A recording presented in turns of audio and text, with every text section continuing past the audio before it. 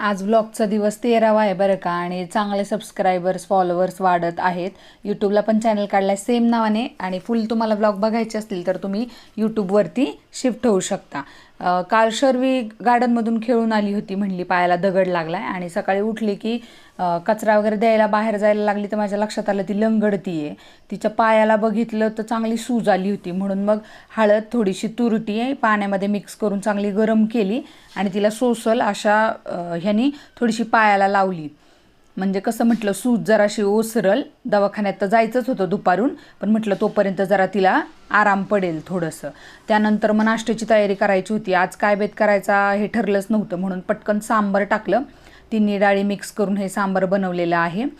शर्वीला आवडतात आप्पे म्हणून आप्पे पण केले आणि इडल्या पण लावल्या. सावलीला इडल्या आवडतात त्याच्यामुळे. आणि त्यांच्या पप्पांना आवडते चटणी आणि डोसा, म्हणून मग चटणी पण करायला घेतली सोबत. असा छान तडका दिला खोबऱ्याच्या चटणीला. ह्याची रेसिपी पाहिजे असेल तर कमेंट करा, मी ते टाकेन रेसिपी. एकदम सोपी आहे. त्यानंतर डोसा पण बनवून घेतला. सगळे नाश्ता करायला बसलो व्यवस्थित. पोटभर सगळ्यांचा नाश्ता झाल्यावर लगेच शर्वीला घेऊन दवाखान्यामध्ये गेलो. तिथे अशी फिरत होती ही बाई. त्यानंतर मग आंबे घ्यायला गेलो, तिला आंबे खायचे होते. येताना आमच्या इथं तळं लागतं आंबेगावचं, तर तिथे तळ्यावरती गेलो जांभूळवाडीचं.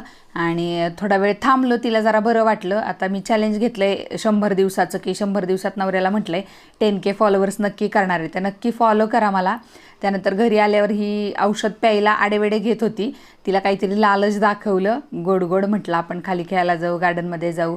असं करून तिने ब्रेव गुड गर्लसारखं औषध पिलं. आणि मांडी घालता येत नसल्यामुळे ती कशी मॅगी खायला बसली आहे तुम्ही बघा. दोघींची मस्ती चालली होती. त्यानंतर सगळं किचन वगैरे क्लीन करून घेतलं, दिवाबत्ती झाली आणि असा होता आजचा दिवस. Bye bye.